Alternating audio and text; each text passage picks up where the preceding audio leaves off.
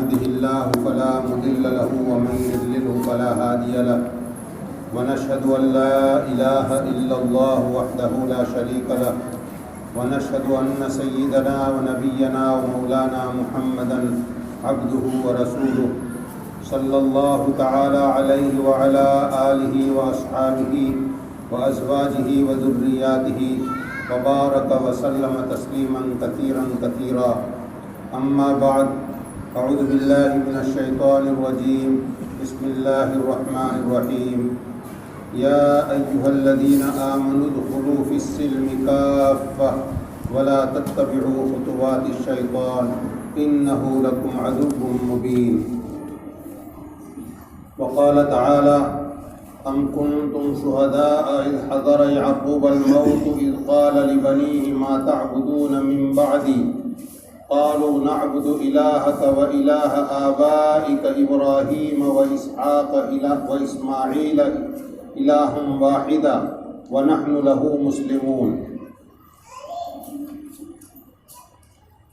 وقال النبي صلى الله تعالى عليه وسلم لا يؤمن أحدكم حتى يكون هواه تبعا لما جئت به. قابل احترام دینی ماں بہنوں اور ہمارے ساتھیوں، اللہ رب العزت نے ہم کو دین اسلام کی ایک عظیم نعمت بغیر مانگے عطا فرمائی ہے. یہ اتنی بڑی دولت ہے کہ اس کے مقابلے میں پوری دنیا کی بادشاہت کسی کو مل جائے تو یہ کچھ بھی نہیں ہے، اس لیے کہ آخرت کی ہمیشہ کی کامیابی جس ایمان پر موقوف ہے وہ ایمان اور اسلام اگر کسی کے پاس ہے اور دنیا کی کوئی چیز نہیں ہے، اس کے پاس اپنے رہنے کا مکان نہیں ہے، اس کے پاس پہننے کے لیے متعدد جوڑے نہیں ہیں، اس کے پاس اچھا بزنس نہیں ہے، اس کے پاس کوئی خاص عزت اور مقام نہیں ہے، لیکن اگر دین اور ایمان ہے تو اس کے پاس سب کچھ ہے. اور اگر کسی کے پاس ہفت اقلیم کی سلطنت ہو اور اس کے ساتھ ہی اس کے اندر اس کے پاس دنیا کی ساری نعمتیں موجود ہو، لیکن اگر ایمان کی دولت نہیں ہے تو کچھ بھی نہیں ہے. قرآن پاک میں اللہ رب العزت نے ایسے واقعات بیان فرمائے ہیں جن واقعات میں اللہ تعالیٰ نے قوموں کے واقعات بھی اور افراد کے واقعات بھی کہ جس میں بیان فرمایا ہے کہ کیسے اللہ رب العزت نے ایسے لوگوں کو جن کے پاس حکومت تھی، بادشاہت تھی، پوری حکومت کا سارا ساز و سامان لاؤ لشکر تھا، لیکن ان کے پاس ایمان نہیں تھا. اپنے وقت کے نبیوں کی دعوت کو جنہوں نے جھٹلایا تھا اور باوجود ہزار کوششوں کے وہ ایمان نہیں لائے اور نبیوں کی گستاخی اور ان کے ساتھ دشمنی کرنے پر آمادہ ہوئے، اللہ رب العزت نے باوجود سارے اسباب موجود ہونے کے ان کو تباہ کر دیا. بڑی بڑی قوموں کے واقعات قرآن میں بیان فرمائے ہیں، قوم سمود کے، قوم عاد کے، قوم لوط کے، حضرت نوح علیہ السلام کی قوم کے، جن کے پاس بڑی صلاحیتیں تھیں. کسی قوم کے پاس بڑی طاقت تھی، کسی قوم کے پاس بڑا ہنر تھا، کسی کے پاس بڑی تجارت تھی، کسی کے پاس بڑا بیپار تھا، کسی قوم کے پاس جو ہے بہت ہی باغات تھے، بہترین قسم کے ان کے پاس پانی کا انتظام تھا، بہترین قسم کے کھیت تھے. لیکن ان قوموں نے جب نبیوں کے اپنے وقت کے نبیوں کی باتوں کو نہیں مانا اور ان کی دعوت کو جھٹلایا تو آخر کار اللہ رب العزت نے ان کو ان سارے نقشوں کے اندر جو دنیا کے ان کو حاصل تھے ان نقشوں میں ان کو ناکام کیا اور دنیا کے اندر ان کو تباہ کر کے پوری دنیا کے لیے قیامت تک آنے والی قوموں کے لیے ان کو سامان عبرت بنا دیا. یہ اس لیے قرآن پاک میں بیان کیا گیا ہے تاکہ آنے والے لوگ اس سے عبرت لیں کہ دنیا کے مال و اسباب اصل نہیں ہے، اصل ایمان کی دولت ہے، اصل دین کی دولت اور دین کی نعمت ہے۔ اور اس دین کی نعمت اور دولت کو حاصل کرنے کے لیے ہمیں معلوم ہے کہ حضرات صحابہ کرام نے کتنی مشقتیں برداشت کی تھی۔ اس کے لیے انہوں نے اپنے گھر بار کو چھوڑا تھا، ہجرت کر کے ہمیشہ کے لیے مکہ مکرمہ کو چھوڑ کر مدینہ منورہ آ گئے تھے۔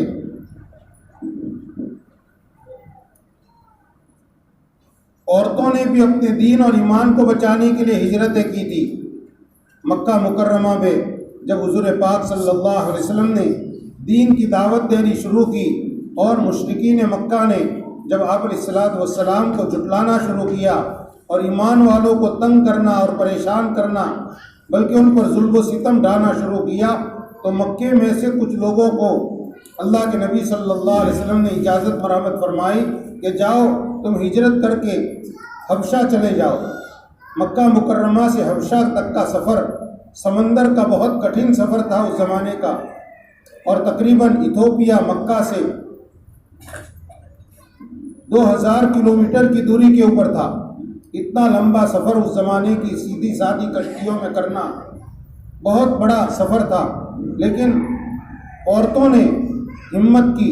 بہت سی عورتیں اپنے شوہروں کے ساتھ اس وقت ہجرت کر کے وہاں حبشہ چلی گئی۔ ان میں حضرت اسماء بنت عمیس رضی اللہ عنہ بھی ہے۔ حضرت اسماء بنت عمیس رضی اللہ عنہ یہ بہت ہی جلیل القدر صحابیہ عورت ہے۔ وہ ہجرت کر کے وہاں گئی تھی حبشہ میں۔ حبشہ کا بادشاہ نصرانی عیسائی تھا لیکن امن پسند تھا۔ اس نے آنے والے ان پردیسیوں کو اپنے یہاں عزت کے ساتھ رکھا۔ مشرکین مکہ نے ان لوگوں کو وہاں سے نکلوانے کی بہت کوششیں کی لیکن وہ کامیاب نہیں ہو سکے۔ جب حضور پاک صلی اللہ علیہ وسلم ہجرت فرما کر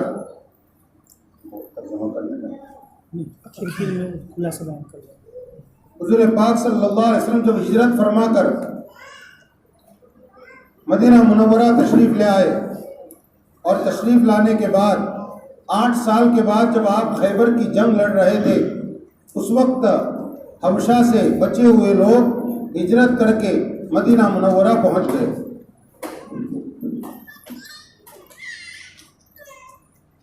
حضرت اسماء بنت عمیس رضی اللہ عنہ کا واقعہ پورا میں بیان کر دوں۔ ایک عورت ذات ہے،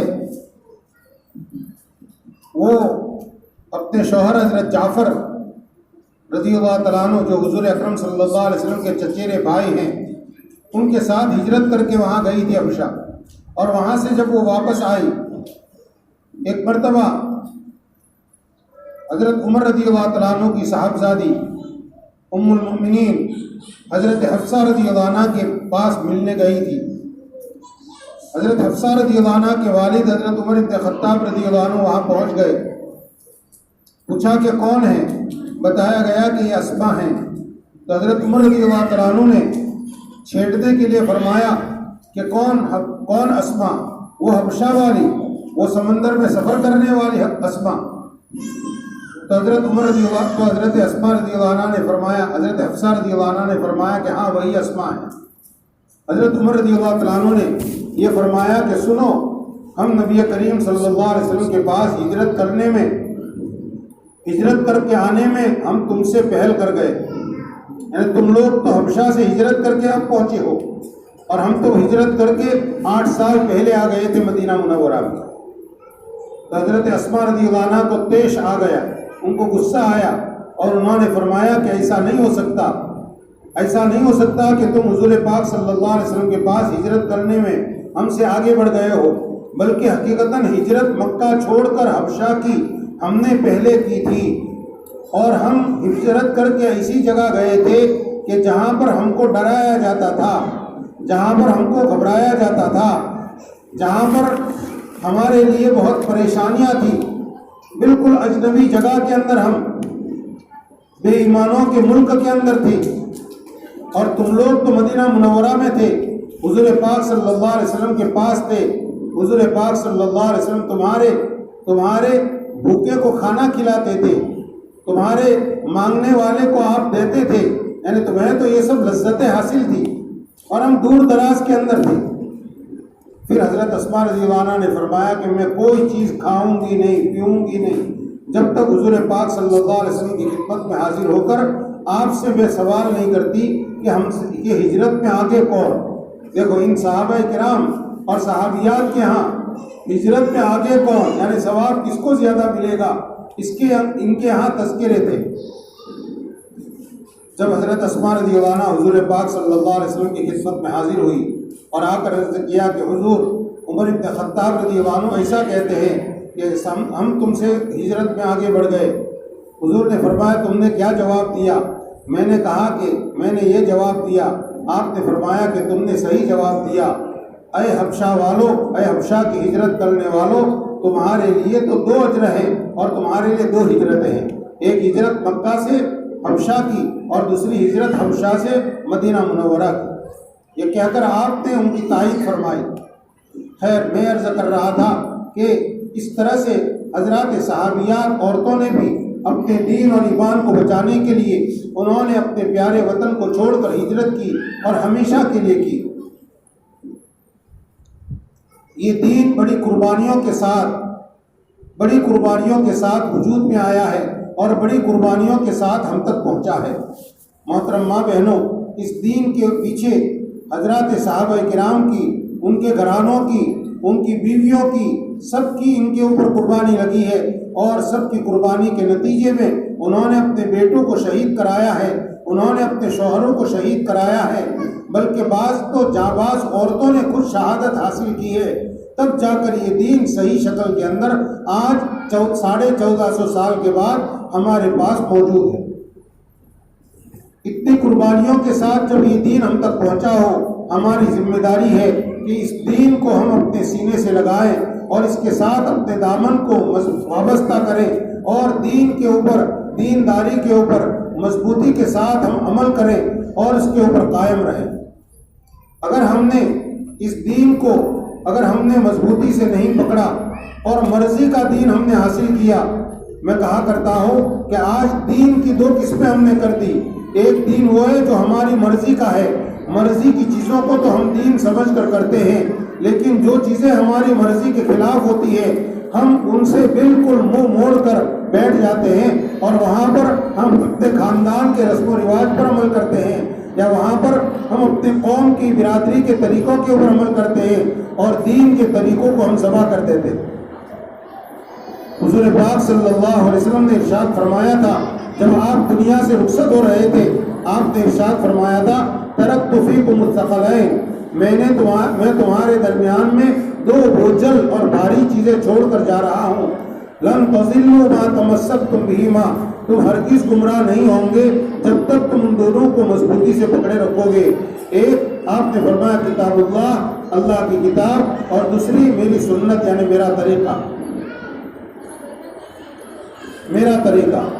تو یہ 2 چیزیں آپ علیہ الصلوۃ والسلام نے دنیا سے جاتے ہوئے امت کے اندر چھوڑی تھی۔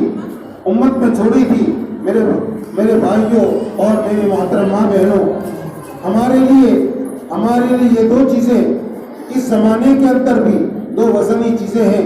یہ 2 وزنی چیزیں اگر ہم نے مضبوطی کے ساتھ پکڑ لی تو ہمارے لیے دنیا میں پیدا ہونے والے فتنے اور دنیا میں پیش آنے والے حالات ہم کو دین سے ڈگمگا نہیں سکتے ہیں۔ اللہ کی کتاب سے جو طریقہ ہم کو ملتا ہے اور حضور پاک صلی اللہ علیہ وسلم کی سنت سے جو طریقہ ہم کو ملتا ہے، یہ 2 چیزیں مضبوطی سے پکڑنے کا مطلب یہ ہے کہ قرآن سے اور حدیث سے جو طریقہ نکل کر آیا ہے اس طریقے کو یعنی سنت کو، شریعت کو ہم مضبوطی سے پکڑیں اور اس کو اپنی زندگی کے اندر لائیں اور اپنی زندگی کے ساتھ اپنے گھر کے اندر بھی اس کو رائج کریں اور اپنے شادی بیاہ کو، اپنے منگنی کو، اپنے نکاح کو، اپنے ولیمے کو، اپنی رخصتی کو، اپنے بچوں کی ولادت کے طریقوں کو، ان تمام کو ہم سنت اور شریعت کے مطابق کریں۔ اس لیے کہ دین اسلام ہم جانتے ہیں کہ چند رسومات کا نام نہیں ہے، بلکہ دین اسلام نام ہے زندگی گزارنے کے طریقے کا، جس میں عقائد بھی ہیں، ایمانیات بھی ہے، اس کے اندر عبادتیں بھی ہے، اس میں اخلاق بھی ہے، اس میں معاملات اور معاشرت بھی ہے۔ میں دین کے ان 5 شعبوں کی مختصر سی تشریح کرتا ہوں، اس لیے تاکہ ہم جائزہ لیں، ہم اس کو سنیں اور جائزہ لیں کہ ہماری زندگی کے اندر ان 5 شعبوں میں سے کون سا دین اور کتنا ہے، کتنے شعبوں کا دین ہے اور کتنا ہے۔ سب سے پہلے عقائد اور ایمانیات ہے۔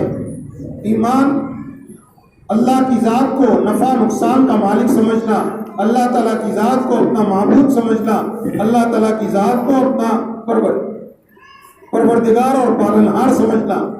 عبادت کے جتنے طریقے ہیں، عبادت کے سارے طریقے صرف ایک اللہ کے لیے کرنا۔ عبادت کا ایک طریقہ ہے نماز پڑھنا، رکوع کرنا، سجدہ کرنا، ہاتھ باندھ کر کھڑے رہنا۔ یہ اللہ کے علاوہ کسی بزرگ کے سامنے بھی ہاتھ باندھ کر کھڑے رہنے کی، یا کسی کے سامنے رکوع کرنے کی، یا کسی بزرگ کے سامنے سجدہ کرنے کی، یا کسی بزرگ کی مزار کے اوپر سجدہ کرنے کی ہمارے ہاں اسلام کے اندر کوئی گنجائش نہیں ہے۔ کیوں؟ اس لیے کہ نماز کے اندر جتنی چیزیں ہیں وہ سب کی سب عبادت ہے، اور یہ عبادت کے طریقے صرف اللہ کے لیے خاص ہے۔ ہم نماز کے اندر ہر رکعت میں سورہ فاتحہ پڑھتے ہیں۔ سورہ فاتحہ کے اندر ہم ایک آیت پڑھتے ہیں، ایاک نعبد و ایاک نستعین، اے اللہ ہم تیری ہی عبادت کرتے ہیں، تیری عبادت کرتے خالی نہیں، تیری ہی عبادت کرتے ہیں۔ اس کا مطلب یہ ہے کہ عبادت کرنے کے جتنے طور و طریق ہے، اے اللہ صرف تیرے لیے ہم مانتے ہیں۔ عبادت کے طریقوں میں سے ایک ہے اپنا مال کسی کے نام پر لٹانا۔ مال لٹانے کی اجازت ہے تو صرف اللہ کے نام پر لٹانے کی اجازت ہے۔ اللہ کے نام کے علاوہ کسی کے لیے بھی کوئی آدمی صدقہ کرے، کسی کو راضی کرنے کے لیے کرے تو اس کی اجازت نہیں۔ اس کو کہتے ہیں مالی عبادت۔ صدقہ جو ہم کرتے ہیں اللہ کے لیے کرتے ہیں، زکوٰۃ دیتے ہیں اللہ کے لیے کرتے ہیں، اسی طرح سے ہم صدقہ فطر نکالتے ہیں اللہ کے حکم سے نکالتے ہیں۔ اسی طرح سے قربانی کرنا، قربانی میں پیسے خرید کر جانور، پیسے خرچ کر کے جانور خریدا جاتا ہے اور جانور کو اللہ کے نام پر قربان کیا جاتا ہے۔ یہ قربانی کا جانور بھی قربانی کے دنوں میں عبادت ہے، اس کو ذبح کرنا عبادت ہے۔ اب کوئی شخص جانور کو ذبح کرتا ہے کسی اور دن کے اندر، فلاں مہینے میں ذبح کرے، فلاں وقت میں ذبح کرے، اور اللہ کے علاوہ کسی اور کو خوش کرنے کے لیے کرے، اس کی قطعاً اجازت نہیں ہے۔ یہ اللہ کو معبود ماننے کے خلاف کر رہے ہیں۔ چاہے بڑے سے بڑے بزرگ یا بڑے سے بڑے صحابی کا نام لے کر ہم کریں، لیکن اس کی اجازت نہیں ہے کہ قربانی اللہ کے علاوہ کسی کے نام سے کی جائے۔ کیوں؟ یہ عبادت کا ایک طریقہ ہے اور عبادت اللہ کے لیے ہوتی ہے صرف۔ اس لیے یہ یاد رکھیں کہ جب بچہ پیدا ہو اور اس وقت اگر بچے کو عقیقہ کرنا ہے، اور بچے کی پیدائش پر ہمیں جو سنتیں بتائی گئی ہے کہ بچے کی پیدائش کے ساتھ ہی لڑکا ہو یا لڑکی ہو، اس کے داہنے کان میں اذان کے کلمات اور بائیں کان میں اقامت کے کلمات کہہ دو، اور بچے کی پیدائش پر 7واں دن جب آ جائے تو 7ویں دن اس بچے کے طرف سے ایک عقیقہ کرو۔ عقیقے میں لڑکے کی طرف سے 2 جانور جو قربانی کے لائق ہو، چاہے بکرا ہو چاہے بکری ہو، لیکن قربانی کے لائق ہو، اسے 2 جانوروں کا عقیقہ کرو۔ اور اگر کوئی شخص حیثیت نہیں ہے، 1 جانور کا کرتا ہے تو بھی کافی ہے۔ لڑکی کی طرف سے 1 جانور کا عقیقہ۔ یہ عقیقہ کیا ہے؟ بچہ جن مصیبتوں کے اندر گرفتار ہے ان مصیبتوں سے چھٹکارے کے لیے یہ عمل ہے۔ آج ہم بچوں کا عقیقہ نہیں کرتے، دوسرے سارے رسومات ادا کرتے ہیں، مٹھائی بانٹتے ہیں اور اس کے اوپر سارا خرچ کرتے ہیں، لیکن بچہ بیمار ہوتا ہے تو اس کے اوپر ہزاروں روپے خرچہ ہو جاتے ہیں، پھر پریشان ہوتے ہیں۔ حالانکہ عقیقے کی جو دعا ہے، عقیقہ کرتے وقت جانور کو ذبح کرنے کی جو دعا ہے، اس دعا کے اندر یہ ہے کہ اے اللہ یہ میرے فلاں بیٹے کا عقیقہ ہے، اور اس کو تو اس جانور کے خون کو میرے بیٹے کے خون کے بدلے میں کر دے، اور جانور کی ہڈی کو جانور کی ہڈی کے بدلے میرے بیٹے کی ہڈی کے بدلے میں کر دے، جانور کی جان کو میرے بچے کی جان کے بدلے میں فدیہ کے طور پر قبول کر لے۔ اس کے اندر جو ہے یعنی اتنی بڑی مؤثر دعا ہے۔ اس دعا کو پڑھ کر جب جانور ذبح کیا جاتا ہے تو بچے کے ساتھ جتنی مصیبتیں لگی ہوئی ہیں جو آئندہ اس کو پیش آنے والی ہے، ان تمام مصیبتوں سے اس بچے کا چھٹکارا ہو جاتا ہے۔ اب 1 بکری کی کیا قیمت ہوگی؟ ایک بکری کا صدقہ کر لے، اور کھانا پکا کر کھلانا کوئی ضروری نہیں ہے، اس کا گوشت رشتہ داروں میں بانٹ دیا، کچھ حصہ غربا میں بانٹ دیا، بس ہو گیا عقیقہ۔ اب بچے کو لے کر کسی مزار پر جانے کی ضرورت نہیں ہے، کسی ولی کے پاس جانے کی ضرورت نہیں ہے، اب بچے کو لے کر کچھ اور کرنے کی ضرورت نہیں ہے، یہ سنت ادا ہو گئی۔ بچے کے سر میں عقیقہ ہو گیا، سر میں بالوں کا حلق کر دیا، اور بالوں کا حلق کرنے کے بعد بالوں کے وزن کے برابر چاندی کا صدقہ کر دو، اور 7ویں دن اس کا اچھا نام رکھ لو، بس ہو گیا۔ پیدائش کے دن اگر ہو سکے تو کسی نیک آدمی کے منہ میں کوئی چیز چبوا کر، کھجور وغیرہ چبوا کر ذرا سی اس کے بچے کے تالو کے اندر لگا دی جائے، جس کو تحنیک کرنا کہتے ہیں، یہ سنت ہے۔ کوئی بھی نیک آدمی کے منہ کے اندر کھجور چبوا کر اس کے لعاب کے ساتھ اس کھجور کا لعاب اس بچے کے تالوں میں لگا دیا، بس اتنی سنتیں ہیں۔ لیکن ہم بچے کی ولادت کے اوپر سارے غیر شرعی رسوم جو توحید کے خلاف ہے اس کو تو ادا کریں اور سنتوں کو چھوڑ دیں، تو یہ ہمارا عقیدہ کیا ہوا؟ ہمارا عقیدہ توحید تقاضا کرتا ہے کہ ہم صرف ایک اللہ کے سامنے متوجہ ہو، اللہ نے لڑکا یا لڑکی دی، یہ اس کی نعمت ہے، تو اسی کا شکرانہ ادا کریں۔ محترم ماں بہنوں، تو عقائد ہمارے درست ہونے ضروری ہے۔ رسالت کے بارے میں عقیدے، آخرت کے دن کے بارے میں عقیدے، اللہ کی کتاب کے بارے میں ہمارے عقیدے جیسے ہونے چاہیے وہ رہیں۔ یہ دین کا ایک اہم شعبہ ہے۔ دین کا دوسرا شعبہ ہے عبادات، کہ دن میں 5 وقت کی نمازیں ہر عاقل بالغ جس کی عمر 15 سال اور اوپر ہو گئی تو اس کے اوپر فرض ہو گئی، لڑکا ہو یا لڑکی ہو، مرد ہو یا عورت ہو، اس کے اوپر دن میں 5 وقت کی نمازیں فرض ہے۔ صرف عورتوں کے لیے ان کے مخصوص حالات کے اندر اجازت ہے، نماز کو چھوڑ دیں، باقی نماز ہر ایک کے اوپر فرض ہے۔ تو یہ نماز کی عبادت، نماز کا دین ہماری زندگی میں زندہ ہونا چاہیے۔ ہم اپنے بیٹوں کے بارے میں، اپنے جوان اولاد کے بارے میں فکر کریں کہ بالغ ہونے کے ساتھ ان کی زندگی میں نماز ہے یا نہیں ہے۔ ہمارے پیارے حبیب صلی اللہ علیہ وسلم نے نماز کی عادت ڈالنے کے لیے کیا مبارک طریقہ سکھایا۔ فرمایا تمہارے بچے جب 7 سال کے ہو جائیں ان کو نماز کا حکم کرو، لیکن 7 سال کے بچوں کو مسجد میں بھیجنا ضروری نہیں ہے، اس لیے کہ مسجد میں آئیں گے، شور کریں گے۔ مسجد میں جب تک بچہ مسجد کے آداب سے واقف نہ ہو اس کو نہ بھیجا جائے، گھر پر نماز پڑھا، لڑکا ہو یا لڑکی ہو۔ اور فرمایا حضور پاک صلی اللہ علیہ وسلم نے کہ جب بچے 10 سال کے ہو جائیں تو ان کے بستر الگ کر دو، یعنی 2 لڑکوں کو، چاہے دو بھائی ہیں یا 2 بہنوں کو اب ساتھ میں مت سلاؤ، ان کے بستر الگ کر دو۔ اور دوسرا حکم یہ دیا کہ 10 سال کا بچہ اگر نماز چھوڑے اور نہ پڑھے تاکید کے باوجود تو ضرورت پڑے تو مار کر نماز پڑھاؤ۔ حالانکہ اس کے اوپر نماز فرض ہوگی ابھی 4 سال کے بعد، 5 سال کے بعد، لیکن حضور اکرم صلی اللہ علیہ وسلم یہاں سے عادت ڈالنے کا فرما رہے ہیں کہ پہلے سے عادت ڈال دو، جس کی وجہ سے بچے کے بالغ ہوتے ہی وہ 5 وقت کا نمازی بن جائے، بچی بالغ ہو جائے اس کے ساتھ ہی وہ 5 وقت کی نمازی بن جائے۔ اور ماں باپ کا فریضہ ہے کہ اپنے اولاد کو بالغ ہوتے ہی بتائیں کہ دیکھو تمہاری عمر اتنی ہو گئی، اب تمہارے اوپر ہر فرض چیز فرض ہو گئی اور ہر ناجائز چیز حرام ہو گئی۔ اگر تم کوئی گناہ کرو گے تو تمہارا گناہ لکھا جائے گا، اور تم کوئی نیکی کرو گے تو نیکی فرشتے لکھیں گے۔ اس لیے ہرگز گناہ نہیں کرنا اور اپنے فرائض کو ادا کرنا ہے۔ عبادات کے اندر رمضان کے روزے ہیں، رمضان کے 30 روزے فرض ہیں، کسی حال میں اس کو چھوڑنے کی اجازت نہیں ہے، الا ہے کہ کوئی شرعاً معذور ہو۔ عبادات کے اندر جو صاحب نصاب ہو اس کے اوپر زکوٰۃ فرض ہے۔ زکوٰۃ کے مسائل علماء سے معلوم کریں۔ بہت سی ماں بہنوں کے اوپر زکوٰۃ فرض ہوتی ہے اور وہ یہ سمجھتی ہے کہ ہمارے اوپر زکوٰۃ فرض نہیں ہے۔ بہت سے مردوں پر زکوٰۃ فرض ہوتی ہے۔ ایک گھر میں والد نے اگر زکوٰۃ ادا کر دی تو والد کے علاوہ دوسروں کی زکوٰۃ ادا کرنا ان کو اپنی طرف سے ضروری ہے۔ اگر دوسرے بھی صاحب نصاب ہے تو ہو سکتا ہے کہ باپ کے اوپر زکوٰۃ فرض ہو، اس کی بیٹی پر بھی فرض ہو، دوسری بیٹی پر بھی فرض ہو اور تیسرے بیٹے پر بھی فرض ہو، یہ بھی ہو سکتا ہے۔ تو ہر ایک کو اپنی زکوٰۃ کا حساب رکھنا پڑے گا۔ اور جس کو اللہ تعالیٰ نے استطاعت نصیب فرمائی ہے اس کے اوپر حج فرض ہے۔ اللہ کے گھر کا حج کرنا اور زیارت کرنا یہ فرض ہے، یہ عبادات ہے۔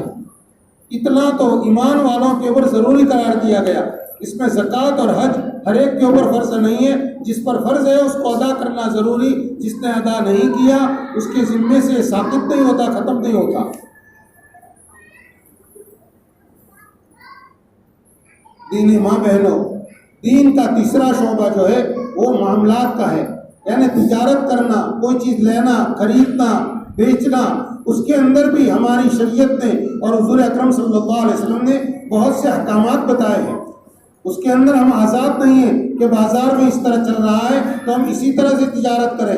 ہم اس میں آزاد نہیں ہیں، بلکہ اس میں جائز ناجائز کتنے مسائل ہیں کہ ناپ تول کر ہم کوئی چیز دے رہے ہیں تو پوری تول کر دے ہوئے، جھکتا تولیں تو ناپ کر دے رہے ہیں تو ذرا زیادہ ناپ کر دے ہوئے، اس کے اندر ذرا برابر کمی نہ کریں. خرید رہے ہیں تو خریدنے کے اندر ہم قیمت پوری ادا کریں، وقت پر ادا کر دیں.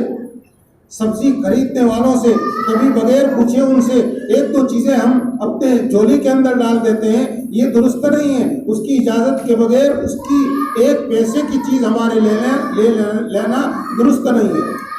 اسی طرح سے تجارتی قرض، بہت سی مرتبہ مرد حضرات تجارت کے لیے سودی قرض لیتے، بڈی پر قرض لیتے ہیں، یا اپنے شادی بیاہ کے رسومات کو ادا کرنے کے لیے، مکان اچھا بنانے کے لیے وہ بڈی پر قرض لیتے ہیں. یہ بڈی پر قرض لینا اور دینا دونوں حرام ہے. اس لیے محترم ماں بہنوں، ہم اپنے گھر کے مردوں کا بھی ذہن بناویں کہ چاہے ہمیں گھر کے اندر روکھا سوکھا کھانا پڑے لیکن ہم حرام کے اندر کبھی بھی ہاتھ نہیں ڈالنے دیں گے.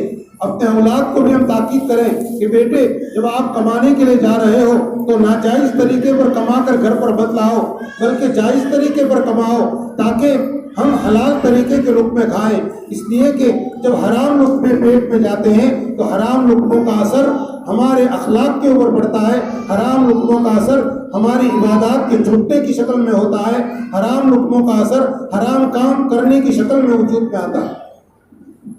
اور آدمی جب حلال کھاتا ہے تو حلال کھانے والوں کے ذریعے سے اچھے اعمال وجود میں آتے ہیں. حضرت صالح بن عبداللہ تستری رحمۃ اللہ علیہ فرماتے ہیں کہ جس آدمی نے حلال کھایا تو اس کے اعضائے بدن اس اللہ تعالیٰ کی اطاعت میں لگتے ہیں، وہ چاہے یا نہ چاہے. اور جس نے حرام کھایا تو حرام کھانے والے کے اعضائے بدن اس وقت جو ہے اس کے گناہ کے اندر لگ جاتے ہیں، وہ چاہے یا نہ چاہے.